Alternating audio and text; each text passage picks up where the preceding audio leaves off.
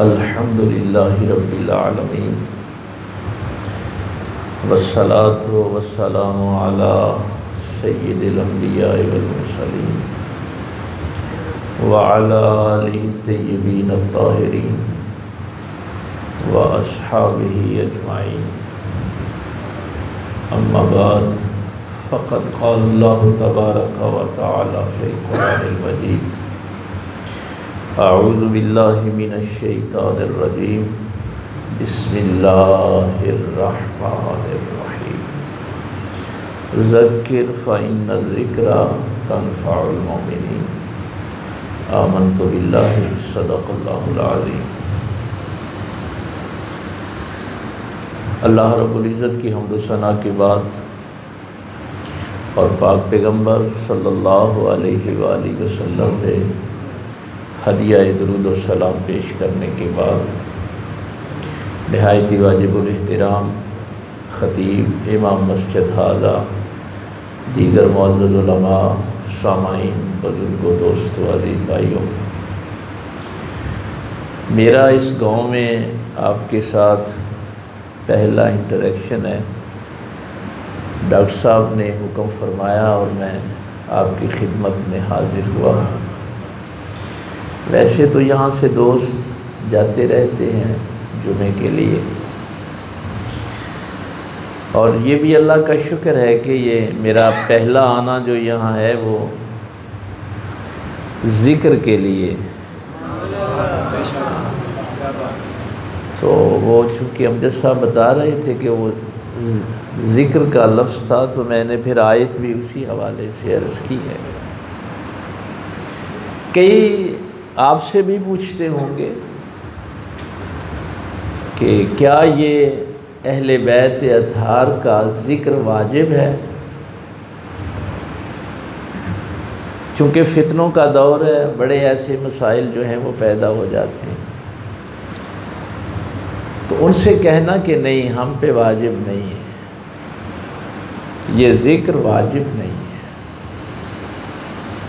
उस खालिक ने अपने ऊपर इस ज़िक्र को वाजिब कर लिया, उस मालिक ने इस ज़िक्र को अपने लिए वाजिब कर लिया। हमारे ऊपर वाजिब इसलिए नहीं किया कि हमारी औकात ही नहीं थी हम उनका ज़िक्र कर सकते। तो इसलिए अगर इस कायनात में कोई भी उनका ज़िक्र करने वाला ना हो तो खालिक़े कायनात मौजूद है। फ़ज़्कुरूनी अज़्कुरकुम। लेकिन एक चीज़ ज़हन में रखना, चूँकि आया मुबारका ये जो दोस्त जाते रहते हैं मेरे पास, उनको पता है कि मैं तो बुनियादी तौर पे कुरान करीम का तालिब इल्म हूँ, तो कोशिश करेंगे कि हम कुरान करीम से इस ज़िक्र को समझने की कोशिश करें। इसमें अल्लाह ने एक कंडीशन रखी है, एक शर्त रखी है कि ज़िक्र नफ़ा देता है। यानी पहले तो ये पता हो कि ज़िक्र की महफ़िल क्यों सजाई है। मसलन फॉर्मेलिटी के तौर पे है, या वैसे चावल खाने के लिए, या वैसे बैठे हैं। तो खालिक़े कायनात फरमा रहा है कि ज़िक्र नफ़ा देता है। ये मेरी तुम्हारी बात नहीं है। ज़िक्र की महफिल में क्यों बैठते हैं कि ज़िक्र नफ़ा देता है, लेकिन सबको नहीं देता। तनफ़उल मोमिनीन, ज़िक्र नफ़ा देगा ईमान वाले को। तो कई ये भी कहते हैं कि ठीक है जी, हम तो बड़े ज़िक्र की महफिलों में जाते हैं, फ़ायदा नहीं होता। तो वो कुरान ने पहले बता दिया है कि इस ज़िक्र की महफिल में अगर किसी ने आना है तो पहले साहबे ईमान बन के आए।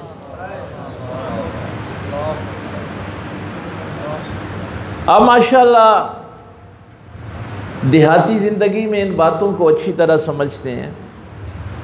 मेरा वैसे देहात में गुफ्तगू का इतना तजुर्बा नहीं है, पता नहीं मैं अपना पैगाम आप तक पहुंचा पाऊँ या ना पहुंचा पाऊँ।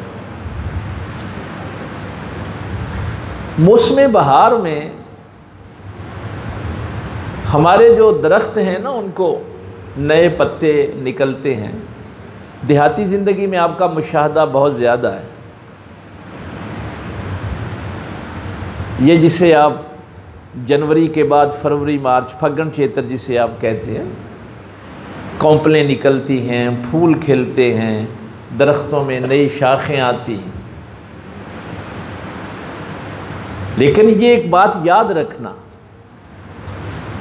वो जो बहार है वो तमाम दरख्तों पे नहीं आती।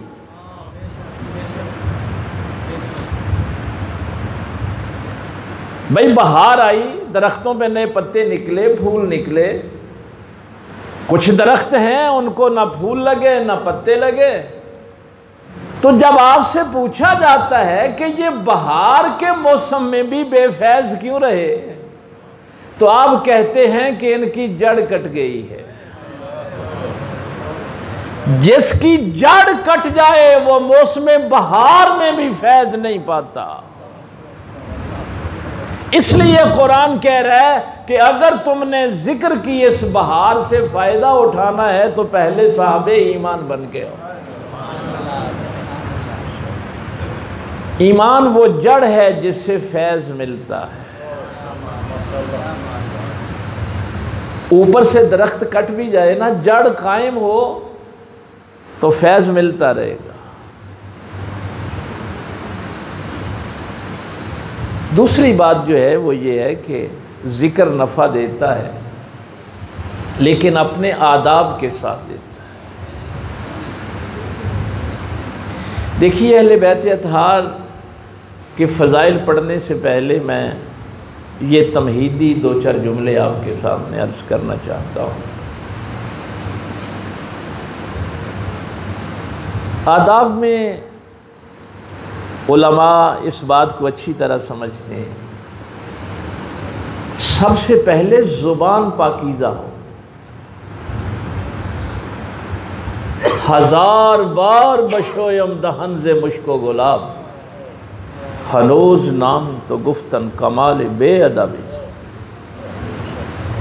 1000 मरतबा मैंने अपनी ज़ुबान को गुलाब के अरक से धोया, फिर भी ये इस काबिल नहीं है कि इसे लफ्ज़ मोहम्मद अदा कर सकूं।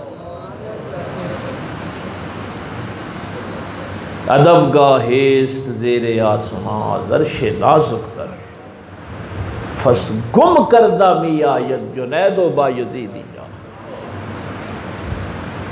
एक ज़ुबान है जो बाज़ारों में बोली जाती, एक वो है जो मंडियों में बोली जाती, एक बसों के अड्डों पे बोली जाती। मिंबर पे वो ज़ुबान नहीं बोली जाती।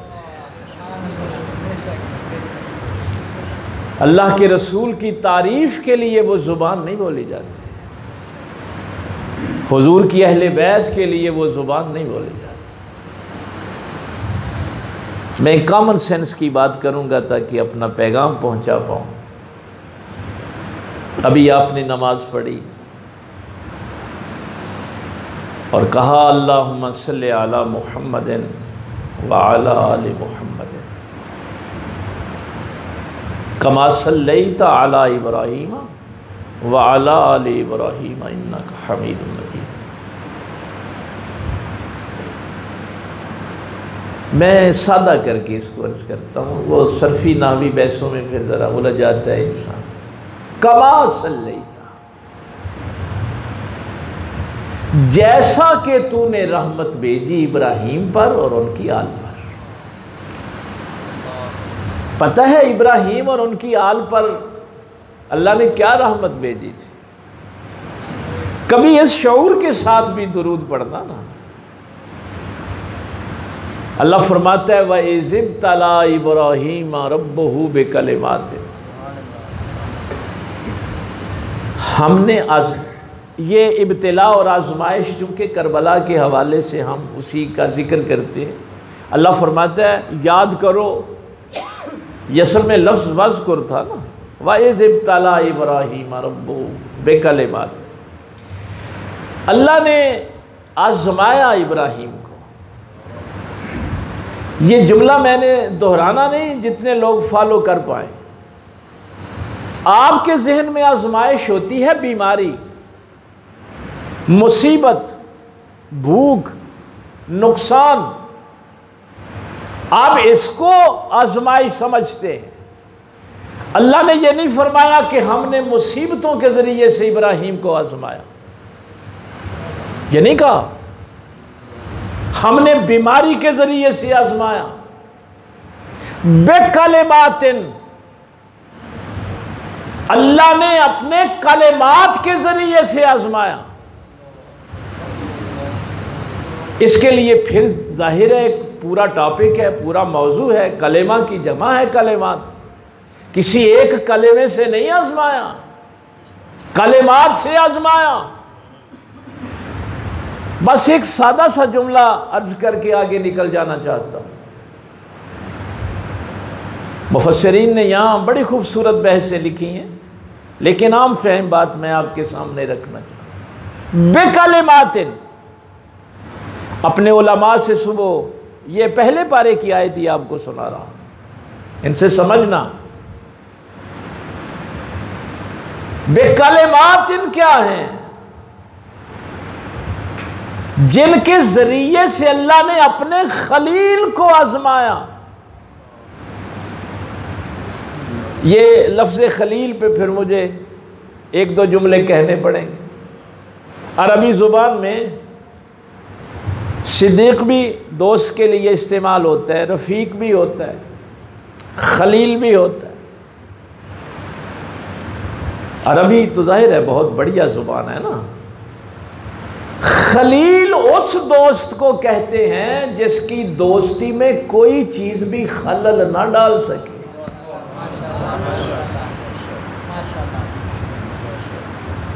ये नहीं है कि बेटे की मोहब्बत आई तो अल्लाह की मोहब्बत चली गई, दौलत की मोहब्बत आई तो अल्लाह की मोहब्बत चली गई।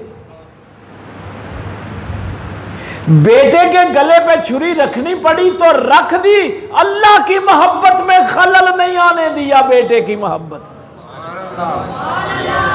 नाराए तकबीर, नाराए रिसालत, नाराए हैदरी। सुनते रहते हैं ना उलमा से, इब्राहीम को अल्लाह ने अपना खलील बनाया। आग में जाना पड़ा है, कहा था ना जिब्रील ने, बस अब तो फेंक दिया गया है, कोई हाजत? फरमाया है लेकिन तुझसे नहीं। हाजत है लेकिन तुझसे नहीं। अगर मैं लफ्ज़ खलील आप तक पहुंचाने में कामयाब हो, दुनिया की कोई मोहब्बत जब अल्लाह की मोहब्बत में खलल न डाल सके तो खलील होता है। बेकलिमात, इसी से मैं आपको समझाना चाहता था कि कलिमात मुफस्सिरीन कहते हैं मारफत इलाही को। आप कलिमा क्यों पढ़ते हैं? कलिमा आपको तौहीद की मारफत देता है।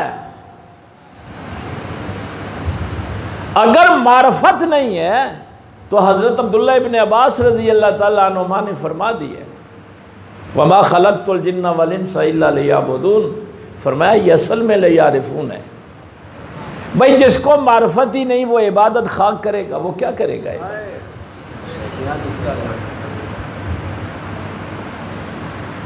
तो कलिमात क्या है? उसकी मारफत है। वो जब किसी को आजमाता है तो अपनी मारफत से आजमाता है। तुम्हें ये नहीं कहता कि तुम उसकी बारगाह में बेटे ज़िबा करो, उसको पता है तुम्हारी वो मारफत ही नहीं, तुम्हें नहीं कहता। इस आजमाइश में वो खलील को डालता, तुम्हें सिर्फ इतना कहता है कि तुम खलील तो नहीं बन सकते, अगर अल्लाह ने पैसे दिए हैं तो खलील के कदमों तक ही हो। वत्तखिज़ू मिन मकाम इब्राहीम मुसल्ला।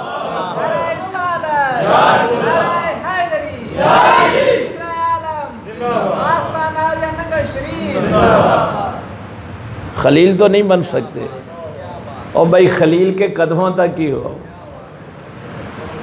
वत्तखिज़ू मिन मकाम इब्राहीम मुसल्ला। मुकाम इब्राहीम जहाँ इब्राहीम अलैहिस्सलाम के कदम लगे। मैं अपनी तरफ से कोई जुमला नहीं कह रहा। फ़अतम्महुन, कुरान कहता है इब्राहीम को जब आजमाया तो फ़अतम्महुन, एक आदमी नहीं, हर आजमाइश में कामयाब, साबित किया कि खालिक की मारिफत हर मैदान में है।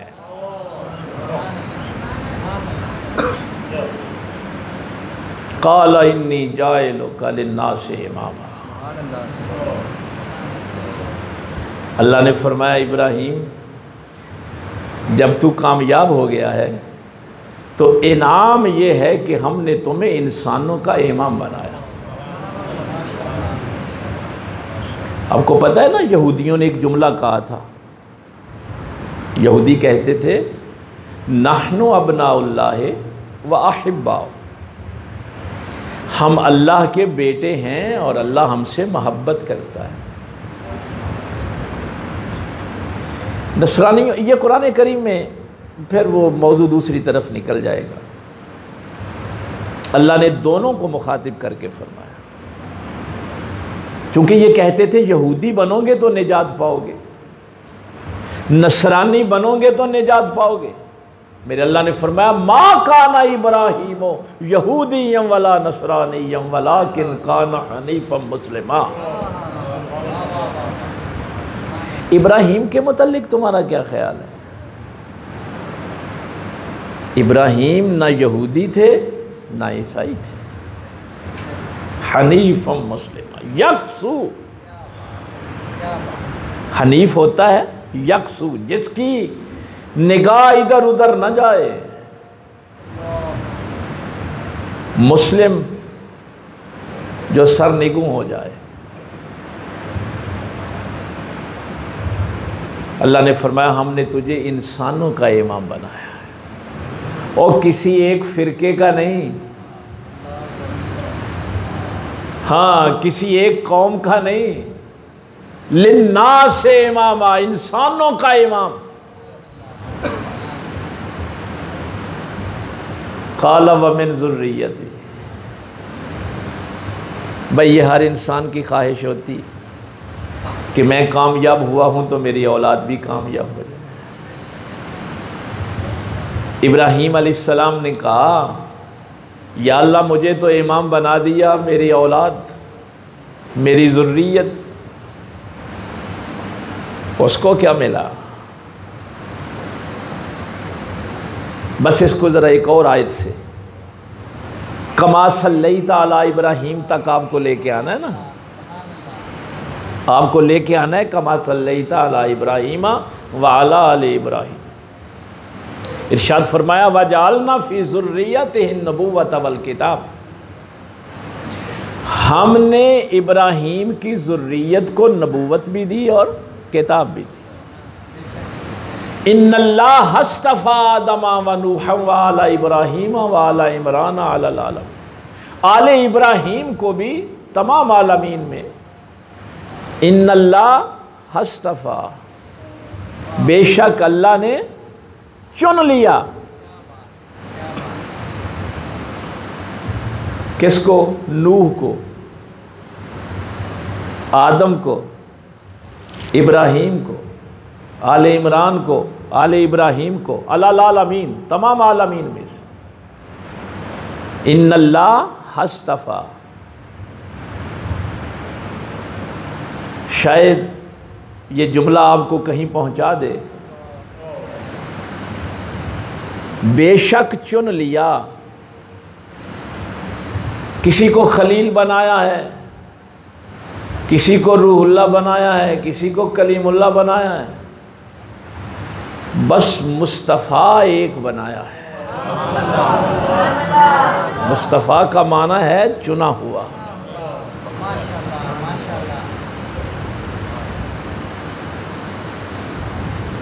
क़ाल ला यनालु अहदि ज़ालिमीन। इब्राहीम की औलाद को क्या देंगे? नबूवत भी देंगे, किताब भी देंगे, आलमीन में उनको इज़्ज़त से भी नवाजेंगे। लेकिन इस आयत में क्या फरमाया? ला यनालु अहदि ज़ालिमीन। इब्राहीम तेरी ज़ुर्रियत को, तेरी औलाद को देंगे इज़्ज़तें। कमा सल्लैता अला इब्राहीम व अला आले इब्राहीम। मैं वहाँ तक आपको लेके आना चाहता। इब्राहीम की आल को क्या दिया? वजालना फ़ी ज़ुर्रियतिही नबुव्वत वल किताब। नबूवत भी दी, किताब भी दी, आलमीन में चुन भी लिया। लेकिन यहां फरमाया ला यनालु अहदि ज़ालिमीन। इब्राहीम तेरी औलाद को नबूवत देंगे, इज्जतें देंगे, किताबें देंगे, तेरी ज़ुर्रियत में से बड़े नबी आएंगे। लेकिन अगर तेरी औलाद में से भी कोई जालिम हुआ तो उसको इज्जत नहीं देंगे। ये वादा जालिमों के साथ नहीं है।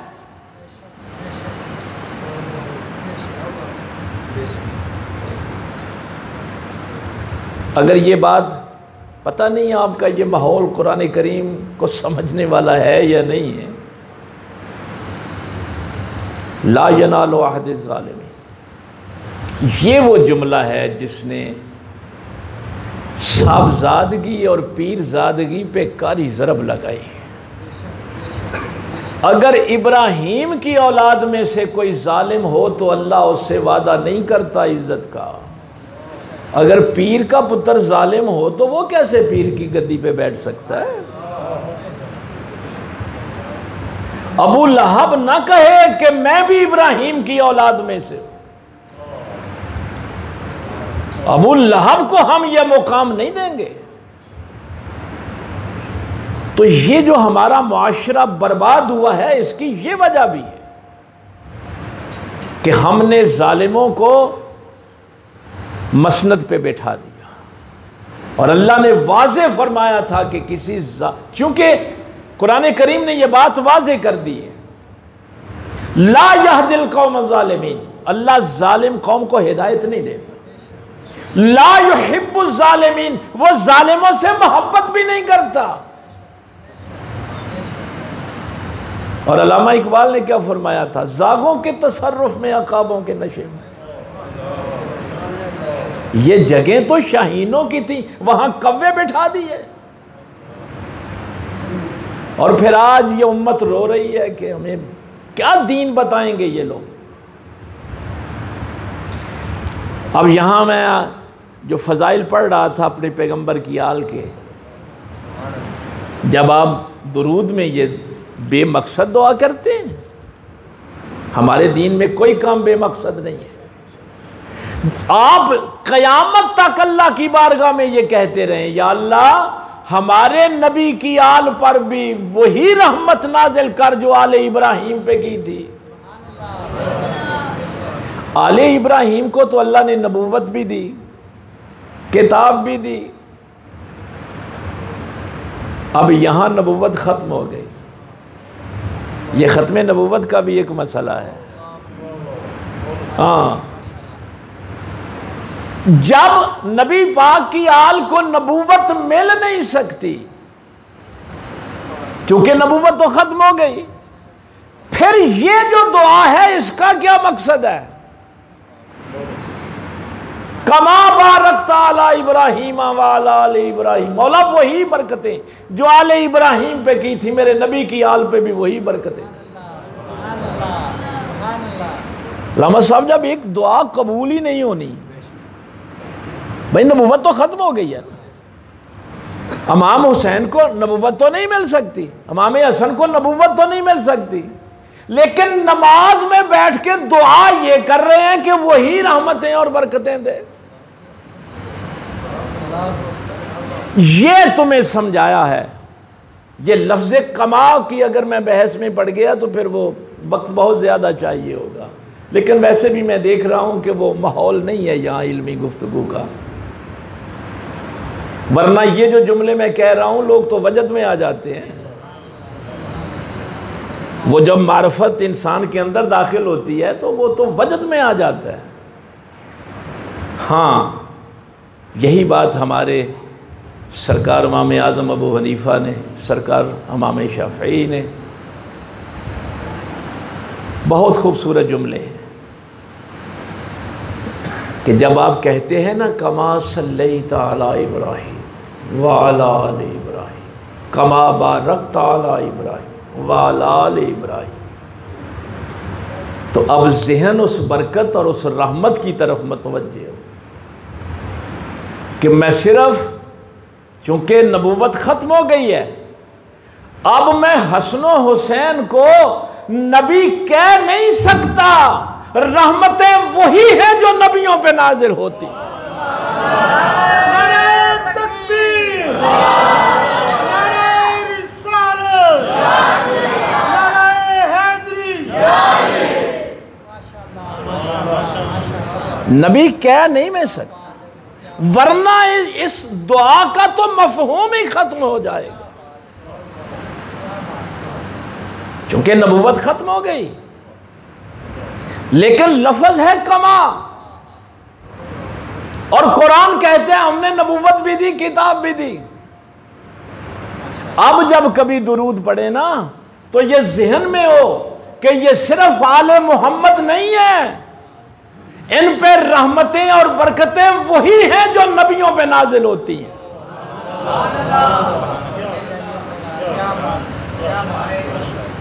कमा सल्लैता अला इब्राहीम व अला आलि इब्राहीम इन्नका हमीदुम मजीद। अल्लाहुम्मा बारिक अला मुहम्मदिन व अला आलि मुहम्मद। इसीलिए तो अल्लाह गनी, अल्लाह गनी आया मुबाहला में भी हसनैन करीमैन को कुरान ने पाक पैगंबर के बेटे कहा है। ये नस्से कतई है, उसूल फ़िक़्ह में आप ये चीज़ें समझते हैं ना। नहनु अबनाना व अबनाकुम, बस ये जो जुमे वाले दिन मैंने जुमला आपसे अर्ज़ किया था कि मेरे पैगंबर की मारफत सहाबा में सबसे ज़्यादा हज़रत अबू बकर सिद्दीक़ रज़ी अल्लाह ताला, जो नबी पाक सल्लल्लाहु अलैहि वसल्लम की मारफत हज़रत अबू बकर सिद्दीक़ को है, वो किसी और सहाबी को नहीं। जब उनसे पूछा जाता है कि पाक पैगंबर सल्लल्लाहु अलैहि वसल्लम की मारफत, हुजूर की मोहब्बत कहाँ से हासिल करें, तो सरकार अबू बकर सिद्दीक़ फरमाते हैं कि हसन हुसैन की मोहब्बत में अल्लाह के नबी की मोहब्बत को तलाश।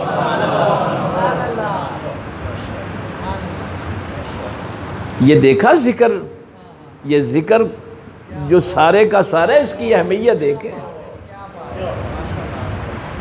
ये जिक्र हुसैन को लोगों ने मजाक समझा है, आले पैगंबर के जिक्र को मजाक समझ लिया है कि जौन सी जी चाहे ज़ुबान इस्तेमाल करें, जौन सा जी चाहे लहजा इस्तेमाल करें। नहीं, जब कुरान करीम उनके फ़ज़ाइल बयान करता है, फ़जीलतें बयान करता है, और फिर कंडीशनल है, मशरूत है। वैसे भी कोई भी इबादत हो, वो उसूल फ़िक़्ह की बात शुरू हुई तो मैं एक दो बातें अर्ज़ कर दूँ। इबादत कोई भी हो, जब तक उसकी शराइत पूरी नहीं ना होती, इबादत कबूल नहीं होती। अभी आपने नमाज़ पढ़ी, सुबह भी आप नमाज़ पढ़ेंगे इंशाअल्लाह। शराइत नमाज क्या? जगह पाक हो, जिस्म पाक हो, लिबास पाक हो, सतर ढांपा हुआ हो, नमाज का वक्त पाया जाए, किबले को रुख करना है। ये उलमा आपको बताते रहते हैं नियत करनी।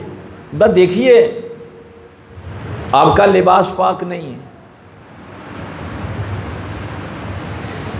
मैं दरसे कुरान पे उधर गुजरांवाला में था तो उलमा कसीर तादाद में होते हैं।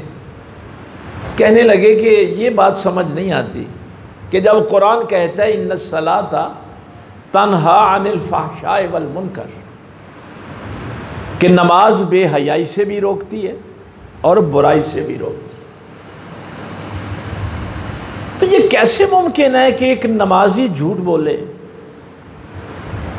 एक नमाजी कम तोले, एक नमाजी किसी को गाली दे, माँ बाप की गुस्ताखी करे, रिश्वत ले, सूद ले, हरामखोरी करे,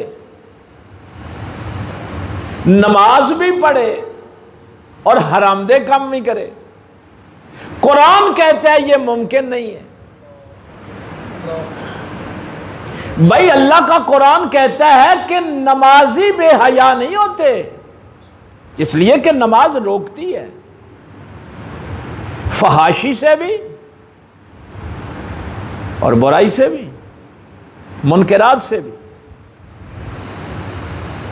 तो तफसील तो इसकी बड़ी लंबी है, वो शराइत की बात आ गई। मैंने वहाँ भी उलमा से ये कहा था कि लोगों को बताएं कि जब तक नमाज की शराइत पूरी नहीं होंगी नमाज असर नहीं करेगी। लिबास पाक हो। मैं इन बुजुर्गों से भी यही कह रहा था, अल्लामा साहब से भी यही कह रहा था। मैं उस वक़्त ये 1982-83 की बात है, 1982-83 की, 6वीं-7वीं में मैं पढ़ता था। उनमें मुफ्ती हिदायतुल्लाह साहब तशरीफ़ लाए अब्बा जी को मिलने के लिए, मुल्तान वाले, बहुत बड़ा इदारा है उनका मुल्तान, वैसे भी इंटरनेशनल आदमी थे। तो उस वक्त ये बिजली नहीं होती थी, लालटेन रात को जला के अब्बाई के साथ पास बैठे हुए कहने लगे कि ये साउंड सिस्टम भी उस वक्त नहीं था। तो फरमाने लगे कि मुफ्ती हिदायतुल्लाह साहब रहमहुल्लाह कि हज़रत साहब मैं ना एक बात से बहुत परेशान हूँ। ये अब्बा जी से वो कह रहे थे मेरे लिए दुआ कर रहे हैं। अब्बाई ने फरमाया क्या हुआ? कहने लगे कि मैं सुबह नमाज के बाद दरसे कुरान देता हूँ और बहुत बड़ा इज्तिमा होता है। तो एक दिन मैं दरस के लिए स्पीकर खोला, कुरान पाक खोला, तो एक शख्स आ गया और आके मेरे कान में कहने लगा मुफ्ती साहब मेरा बेटा 3 दिन से बड़ा बीमार है, वो सोया नहीं, अभी उसकी आंख लगी है, अगर थोड़ी देर के लिए आप स्पीकर बंद कर दें तो मेरा बेटा सो जाए।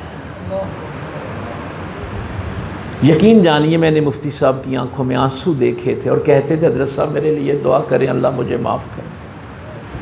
पता नहीं मैंने इस दरसे कुरान को समझते समझते कितने लोगों का दिल दुखा दिया। अल्लाह मुझे माफ़ कर दे। ये वो इल्म की मार्फत थी जिन लोगों के पास। और फिर वो बात शुरू चल निकली कि सरकार इमाम आज़म अबू हनीफ़ा रज़ी अल्लाह ताला अन्हु से एक शख्स ने पूछा कि रास्ते पे जनाजा पढ़ा लें, तो इमाम पाक ने फरमाया कि नहीं, रास्ते पे जनाजा नहीं होता। उसने कहा जी थोड़ी देरी लगेगी, कौन सा ज़्यादा वक्त लगना है? तो सरकार इमाम पाक ने फरमाया कि अगर एक मुसाफिर का भी दिल दुखा तो जनाजे का सवाब नहीं मिलेगा। बाहर का स्पीकर इसलिए ना इस्तेमाल किया करें, हो सकता है कोई बीमार हो, किसी का कोई बच्चा परेशान हो, कोई तालिबे इल्म पढ़ रहा हो। मैं आदाब की बात कर रहा हूँ, जिन लोगों को पता है कि दीन का काम। देखिए इस मिंबर पे आके अगर 2 चीज़ें ख़त्म ना हुई, एक शोहरत और एक दौलत, अगर ये मिंबर इन 2 चीज़ों के लिए इस्तेमाल हुआ तो इससे नफ्स बुलंद नहीं होता, पस्त होता है। लफ्ज़ मिंबर जो है ना, ये इसका रूट वर्ड जो है, मादा जो है वो नाबारा है, नून बा और रा। ये लफ्ज़ मिंबर नाबारा से निकला है, और नाबारा से मिंबर इसमें आला है। मिंबर इसमें आला, वो आला, वो वसीला जो आपके जहन को बुलंद कर दे। इस्लाम में ये जो मिंबर की इस्तिलाह है, ये इसलिए है कि यहां बैठने वाला खुद भी बुलंद हो और इनको भी बुलंद कर दे। एक लालची इंसान, खुद गर्ज इंसान बुलंद नहीं होता। इसलिए मेरे पाक पैगंबर सल्लल्लाहु अलैहि वसल्लम ने फरमाया था कि दो भूखे भेड़िए भेड़ों का वो नुकसान नहीं करते जो दो वो इंसान करते हैं जिनके अंदर हुब्बे जा और हुब्बे माल आ जाए।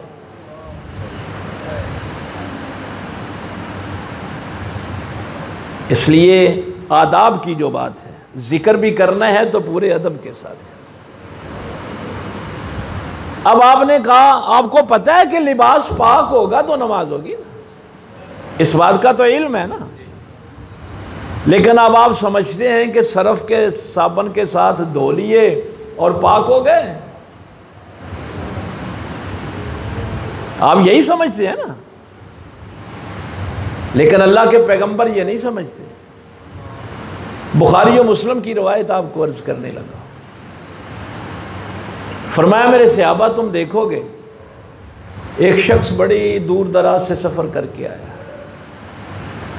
खाने काबे का गिलाफ पकड़ता है, या रब की सदाएं लगाता है। मैं रवायत पढ़ूंगा फिर वक्त बहुत ज़्यादा लग जाएगा, मैं बस उसका मफ़हूम अर्ज करके आगे बढ़ना चाहता हूँ। लेकिन उसकी दुआ कबूल नहीं होती। या रसूलुल्लाह सल्लल्लाहु अलैहि वसल्लम, खाना काबा तो कबूलियत की जगह है, आंखों में आंसू आ जाना, रिक्कत तारी होना, ये भी कबूलियत की निशानी। मुसाफिर की वैसे ही दुआ कबूल होती। ये सारी निशानियां तो दुआ की कबूलियत की थी, उसकी दुआ कबूल क्यों नहीं हुई? फरमाया, इसलिए कि उसके जिस्म पर लिबास हराम के पैसों का था, उसके पेट में लुकमा हराम का था। सरफ और साबन से धोने से कपड़े पाक नहीं होते अगर आपने हराम के पैसों से खरीदे। एहराम का कपड़ा है ना अलामा साहब, एहराम की चादरें हैं।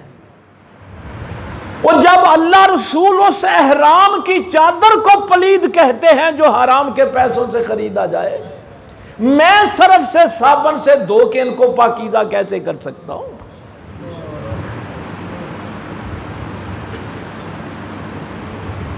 हराम का लिबास पहन के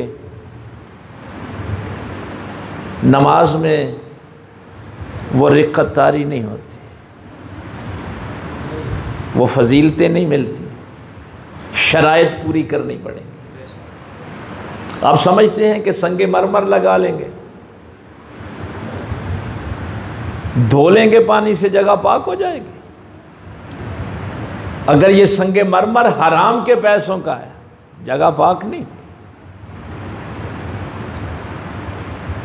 ला यदखुलुल जन्नत जसदुन गुज़िया बिल हराम।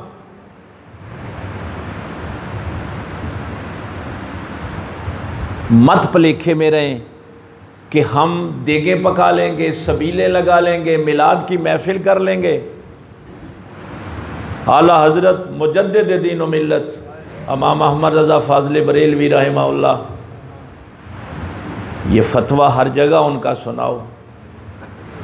सरकार फरमाते हैं, अगर तुम्हें यकीन हो कि इस बंदे के पैसे हराम के हैं जो मिलाद की महफिल करवा रहा है, तो उसके घर महफिल मिलाद पे नहीं जाना,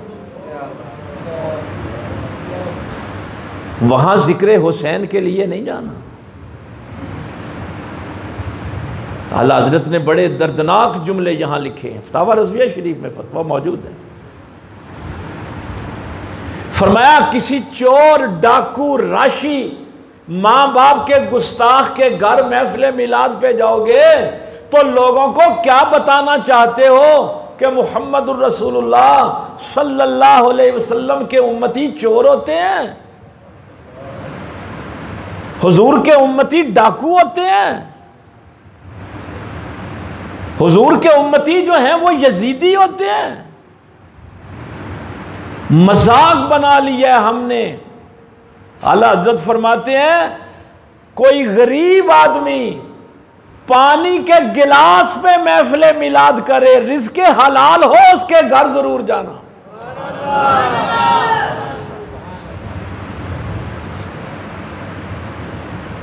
सरकार इमाम ज़ैनुल आबिदीन का वो जुमला मैं अर्ज़ कर दूं, चूँकि वो मुसलसल महफ़िलों की वजह से गला मेरा ज़्यादा साथ नहीं दे रहा। मदीने शरीफ में आके जो आपने खुतबा इरशाद फरमाया, इमाम ने फरमाया था यजीद हमारा छोटा दुश्मन है, शिमर हमारा छोटा दुश्मन है, इब्ने ज़ियाद हमारा छोटा दुश्मन, जो हमारे नाना की शरीयत का गुस्ताख है वो हमारा बड़ा दुश्मन।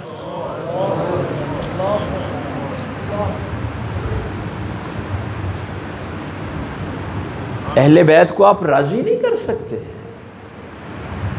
आप समझेंगे कि उनको कुछ चावलों की ज़रूरत है, पानी की ज़रूरत है। इस्माइल को लिटाया था, चंद एड़ियां रगड़ी, आबे ज़मज़म निकल आया। हुसैन तो मशीयत इलाही के सामने सरनिगूं थे,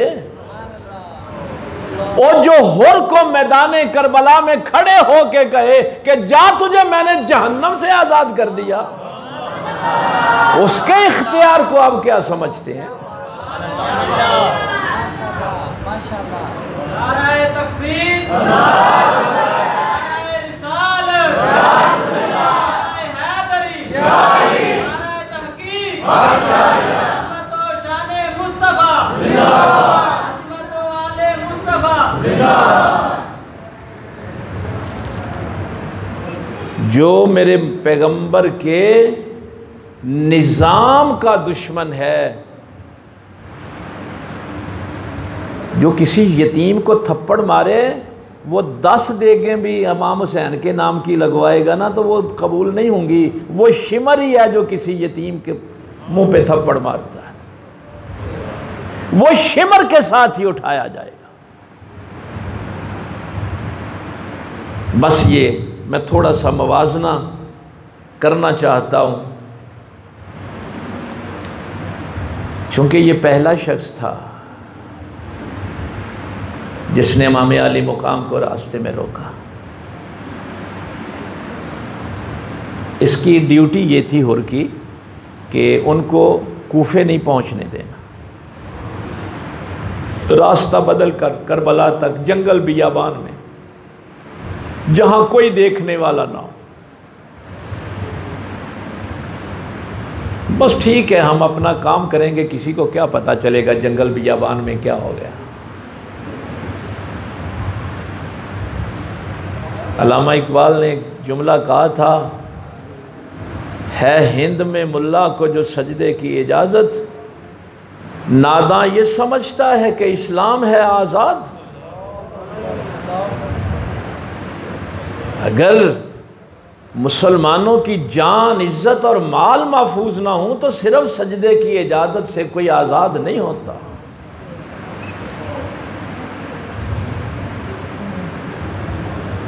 हमारे माशरे में यही कुछ है। मैं ये जुमला अपने बच्चों को, वो चूँकि फ़ज़ाइल पढ़ रहा हूँ अभी मैं, जो ही लगाम को पकड़ा ना, इमाम अली मुकाम के घोड़े की लगाम पकड़ी, तो अरबों के यहाँ उलमा जानते हैं अपने गुस्से का जब इजहार करते हैं ना, उनका कल्चर है, उनकी सकाफत जो है, तो वो कहते हैं तेरी माँ तुझे रोए। यही आप पढ़ते हैं ना, उनके यहाँ ये गुस्से का इजहार का तरीका है, तेरी माँ तुझे रोए। सरकार इमाम हुसैन रजी अल्लाह ताला अन्हु ने भी हुर से कहा, हुर तेरी माँ तुझे रोए, तूने मेरे घोड़े की लगाम पकड़ के रोक लिया। हुर ने तड़प के एक जुमला कहा, उसने कहा हुसैन काश तेरी माँ फातिमा ना होती तो मैं भी पलट के यही जुमला कहता, मैं भी तुझे ये कहता, लेकिन मैं कह नहीं सकता इसलिए कि तेरी माँ खातून जन्नत है।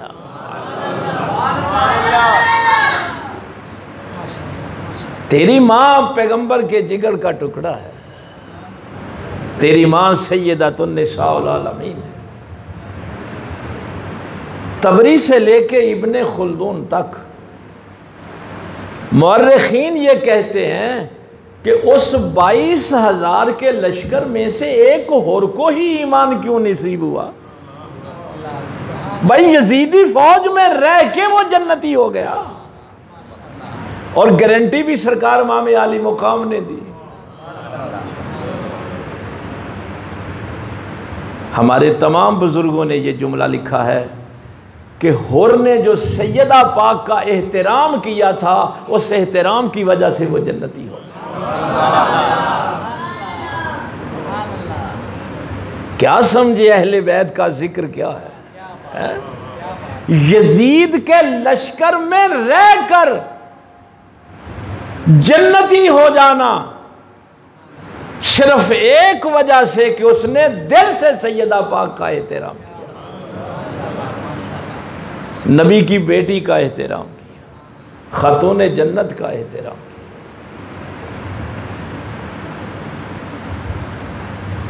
जुमला जहाँ से मैंने बात शुरू की थी, अल्लाह ने अपने ऊपर इस ज़िक्र को भी वाजिब कर लिया और इस गम को भी वाजिब कर लिया। सूरज अभी गुरूब नहीं हुआ था, लेकिन अंधेरा छा गया। सरकार इमाम आली मुकाम की शहादत के बाद एक दफ़ा घोप अंधेरा छा गया। ये रवायात आपको अर्ज कर, जो पत्थर उठाया जाता उसके नीचे से खून निकलता था, कपड़ा धो के सूखने के लिए डाला जाता तो वो खून से लबरेज होता था। आसमान से खून की बारिश हो रही थी और ये सिलसिला 40 दिन जारी रहा। मैंने ऐसे ही नहीं कह दिया था कि ये गम अल्लाह ने अपने ऊपर वाजिब कर लिया, ये ज़िक्र अल्लाह ने अपने ऊपर वाजिब कर लिया। क्यों? जब उस मार्फत में आजमाया गया। मैं कमज़ोर दिल का आदमी हूँ, मैं मसाइब बयान नहीं कर सकता, बस एक मुकालमा आपको अर्ज़ करके बेकलिमात, उसकी मारफत बड़ी आजमाइश करबला की। शबीह पैगंबर अल्लामा इकबाल ने कहा था, किसी ने कहा ना सैयदुल शुहदा का, नवासे रसूल कहा, इब्ने रसूल कहा।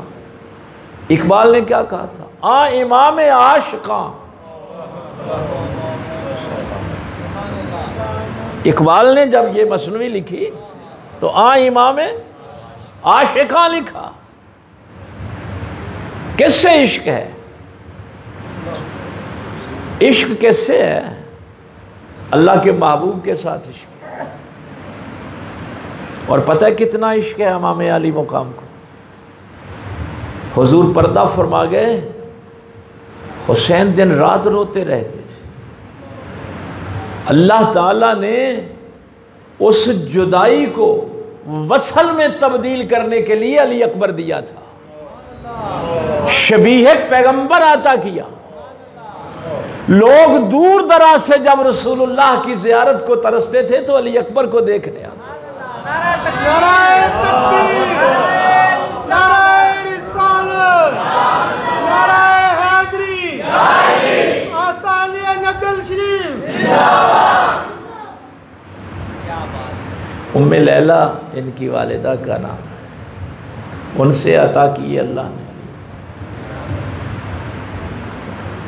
जब चल रहे होते थे पीछे से देखने वाले कहते थे रसूलुल्लाह जा रहे हैं। आज 10 मुहर्रम को किसी और से अजान नहीं पढ़वाई, रास्ते में और लोग अजान पढ़ते रहे। आज अली अकबर को हुक्म दिया था कि आज रसूलुल्लाह के लहजे में ज़मीन करबला पे अजान कहें। हमारी मस्जिदों में अब अजान की जो आवाज़ आती है ना, बड़ी नहीफ आती है, कमज़ोर आती है। कोई बूढ़े लोग सुबह की अजान देते हैं। करबला का एक ये भी दर्स है कि अजान भी जवान दें तो करबला आबाद होती है। जवानों को ये काम अपने ज़िम्मे लेना चाहिए। अल्लाह अकबर की सदा जब जवान अदा करेगा तो उसका फिर और ही मुकाम। लेकिन अब मस्जिदों से मैं सुनता रहता हूँ, बूढ़े लोग अल्लाह अकबर कहते हैं, बड़ी नहीफ सी आवाज़ में कहते हैं। जब किसी दीवार के पीछे गुफ्तगू फरमा रहे होते तो लोग कहते रसूलुल्लाह गुफ्तगू कर। अब अल्लाह ने इस कलेमा का भी इम्तिहान ले लिया, हुसैन के इश्क का इम्तिहान ले लिया। और वो मुकालमा जो तारीख़ में लिखा है, ज़रा देखिए अहले बैत अतहार की बेकलिमातिन मारफत खुदाबंदी क्या है, उस मारफत का ज़रा अंदाज़ा करें। जब इजाज़त लेने के लिए आए, इमाम ने फरमाया अपनी फुफो से इजाज़त ले ले, सैयदा ज़ैनब से, सानिया ज़हरा से। और वो मुकालमे बड़े खूबसूरत। जाके अपनी फुफो अम्मा के पास बैठ गए। ये फुफो वो है जो अपने दोनों बेटे अल्लाह की राह में कुर्बान कर चुकी है।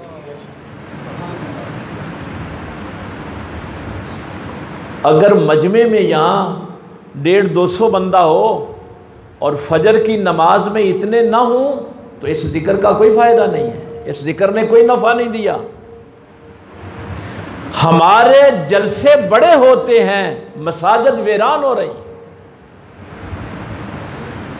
इब्ने खुल्दून लिखता है, जब ये काफ़िला वापस आया, मदीना शरीफ वापस आया, लोग ताज़ियत के लिए सैयदा के पास आए। अरबों की फसाहत व बलागत बड़ी कमाल की है। जब मदीने शरीफ की औरतें सैयदा ज़ैनब के पास बैठी थी, एक औरत ने उठ के सवाल किया।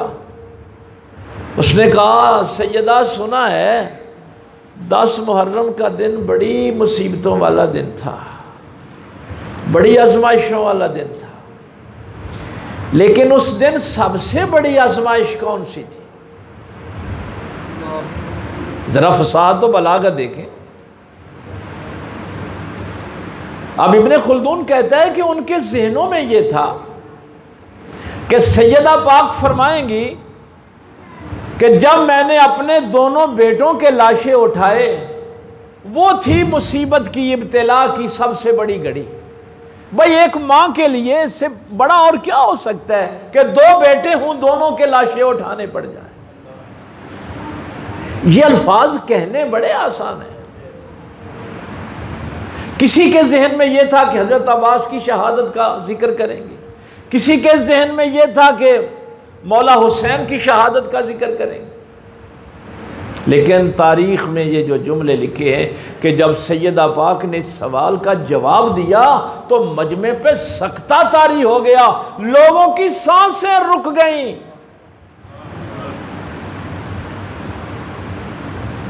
सैयदा पाक ने फरमाया बड़ी आजमाइशों वाला दिन था, हम हर लम्हे कोई लाशा वसूल कर रहे थे खैमों में। कभी बेटों के लाशें आ गए, कभी भाइयों के, भतीजों के, भांजों के। लेकिन तूने पूछा है सबसे बड़ी मुसीबत की घड़ी। सैयदा पाक फिर रो पड़ी। फरमाया जब असर के वक्त इमाम शहीद हो गए तो शाम के करीब उन्होंने हमारे खैमों को आग लगा दी। देखिए मैं तो खाना खुदा में बैठा हूँ, मैं तो जब अकेला भी बैठ के रोता हूँ इस वाक़या को, तो मेरे लिए तो रोने के लिए यही एक बात काफ़ी है कि नबी की बेटी को कैदी बना लिया गया। इससे बड़ी मैं और रोने के लिए मुझे और क्या चाहिए। लेकिन कुर्बान जाऊँ सैयदा फ़ातिमा तो ज़हरा के खून पे है। अली शेर खुदा की बेटी ने जो जवाब दिया, फरमाया तूने पूछा है सबसे बड़ी मुसीबत का वक्त। जब शाम के वक्त हमारे खैमों को आग लगी तो बच्चे खैमों से बाहर भागे, तो मैं उन बच्चों को समेटने में लग गई। उन बच्चों को समेटते समेटते मेरी मगरिब की नमाज में ताख़ीर हो गई। कज़ा नहीं हुई, ताख़ीर हुई। वो थी मुसीबत की सबसे बड़ी घड़ी कि हम नमाज में देर से पहुंचे।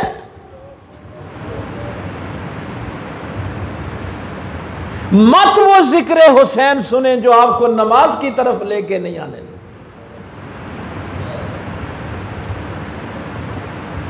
सैयदा पाक फरमा रही हैं तुम सब में वो बंदा मुसीबत में है जिसकी नमाज छूट जाती है। बढ़िया सवाल हुआ, सैयदा बेटों के, भाइयों के लाशें इर्दा गिर्द बिखरे पड़े हो तो उस वक्त में नमाज याद रह जाती है। हमारे घरों में तो एक डेड बॉडी आ जाए तो हम सब कुछ भूल जाते। बेकलेमात, यानी मैं मारफते खुदावंदी की बात कर रहा हूं। ऐसे ही तो नहीं। हमारा जो फतवा है अहनाफ का, भाई ये दुरूद वाजिब है ना, वाजिब छूट जाएगा तो सजदा साहब है, जानबूझ के छोड़ेंगे तो नमाज नहीं होगी। इनके जिक्र को कयामत तक ऐसे ही अल्लाह ने जिंदा, उनकी मार्फत उस लेवल की है कि तुम उनके कदमों तक पहुंचोगे तो तुम्हें अल्लाह की मार्फत मिलेगी। नाराए तकबीर, नाराए रिसालत, नाराए हैदरी। कलमे का मफहूम समझ लें जो करबला वालों ने बताया है। सैयदा जब सारे ख़ानदान के लाशें इर्दा गिर्द बिखरे पड़े हों तो बंदे को नमाज याद रह जाती है। पता है ना उन जलते हुए खैमों पे भी इमाम ज़ैनुल आबिदीन की भी और सैयदा ज़ैनब की भी तहज्जुद भी नहीं छूटी थी, सजदा नहीं छूटा था। सूरा ये जो पहली वही वाला सूरा, उसकी आखिरी आयत अगर मैं पढ़ूंगा तो फिर सजदा वाजिब हो जाएगा। क्या कहा है अल्लाह ने? सजदा करो और करीब हो जाओ। भाई यही है ना, इस सूरा की आखिरी आयत यही है ना, सजदा करो बस उसके करीब हो जाओ। सैयदा पाक से जब पूछा गया कि इतने लाशें बिखरे पड़े हूं तो नमाज याद रह जाती है, बस ये जुमले सुनिए और फिर मुझे इजाज़त दीजिए। सैयदा पाक ने फरमाया, अगर बच्चे याद रहें, अल्लाह भूल जाए तो फिर अल्लाह बड़ा नहीं रहता। अल्लाह अकबर तो आप भी कहते हैं ना, अल्लाह अकबर मैं भी कहता हूँ, अल्लाह अकबर सैयदा ज़ैनब ने भी कहा। अगर भाई याद रहे, अल्लाह भूल जाए तो अल्लाह बड़ा नहीं रहता। अल्लाह अकबर, अल्लाह तब ही बड़ा है ना बेटे याद रहे ना भाई याद रहे, बस वो याद रहे। फज़्कुरूनी अज़्कुरकुम, फिर उनके जिक्र को वो खालिक अपने ऊपर वाजिब कर लेता। जिनकी मार्फत का ये आलम हो, उनका जिक्र मैं और तुम कर सकते हैं। इसलिए अल्लाह ने तुम पे यह जिक्र वाजिब नहीं किया, अल्लाह ने अपने ऊपर यह जिक्र वाजिब कर लिया। तुम्हारे सजदों को कबूलियत का दर्जा देने के लिए इन पे दुरूद व सलाम। कभी तन्हाई में बैठे हों, शेख सादी को याद कर लिया करें। इलाही बहक के बनी फातिमा के बरकौले ईमा को नी खातिमा। दुआ, बढ़िया दुआ। मौला करीम सैयदा फातिमा तो ज़हरा के बेटों की तो है, मेरा खात्मा ईमान पे फरमा कर, दावत हम रद्द को नहीं वर्क, मेरी दुआ को रद्द कर या कबूल कर। मैं तो यकीन जाननी है इस कैफियत कोई कि किस तरह मचल के शेख सादी ने अल्लाह से ये जुमला कहा होगा, या अल्लाह फातिमा के बच्चों का सदका मेरा खात्मा ईमान पे फरमा। और इस दुआ के बाद ये जुमला कहना, ऐ मेरे मालिक दुआ मैंने कर दी, इस दुआ को तू कबूल कर या रद्द कर, मालिक है तू। लेकिन इतना देख लेना, मनो दस्तो दामाने आले रसूल, तेरी बारगाह में ये जो मैं दुआ कर रहा हूं ना, तेरे नबी की आल का दामन पकड़ के कर रहा हूं। इतना देख लेना कि मेरी दुआ को अब तूने कबूल करना है या रद्द करना। ये शेख सादी अलैहिर्रहमा, मैंने कहा कि 14वीं सदी के किसी मौलवी पीर की आपको बात क्या बतानी है। शेख सादी की बात कि दुआ का भी सलीका सिखाया तो क्या सिखाया। इसलिए आप खुशकिस्मत हैं कि इस बढ़िया ज़िक्र के लिए अल्लाह ने आपको यहाँ बुलाया। लेकिन ये याद रखना, नफ़ा मोमिनीन को मिलता है और पूरे आदाब के साथ मिलता है। और ये मुमकिन नहीं है कि कोई ज़िक्र हुसैन सुने और उसके दिल में शम्मा तौहीद रोशन ना हो, वो अल्लाह की बारगाह में सजदा रेज़ ना हो, फिर वो यजीद का साथी नहीं होता, जुल्म का, बातिल का साथी नहीं होता। मैं अपने बच्चों के लिए, नौजवान तबके के लिए, हमारे बर्रे सगीर पाक व हिंद में एक बढ़िया नाम है टीपू सुल्तान का। टीपू सुल्तान के भी दोनों बेटे अंग्रेज़ों ने अगवा कर ली। अल्लाह, तो उसके वज़ीर मशीर भी मशावरत के लिए बैठे, कहने लगे कि अंग्रेज़ जो कहते हैं ना उनको दस्तखत कर दो। जैसे आजकल हमारे हुक्मरानों के लिए मसला होता है, भाई अमेरिका नाराज़ ना हो जाए, जो वो कहते हैं कर लो।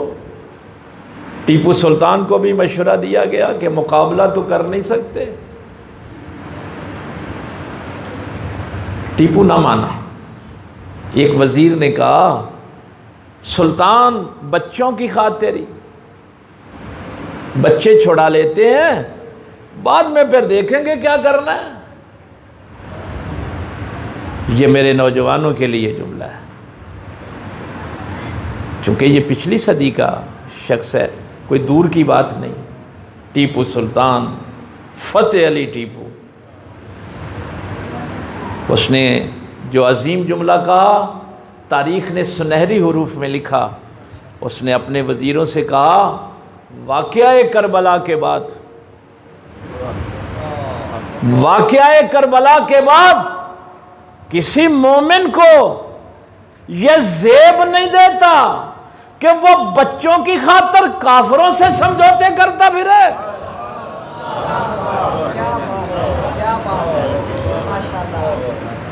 एक तरफ करबला वालों का जिक्र करते हो और दूसरी तरफ मुझे कह रहे हो कि बच्चों की खातर ही इनसे समझौते कर ले। अगर बच्चों की खातर समझौते करने होते तो फिर हुसैन कर लेता।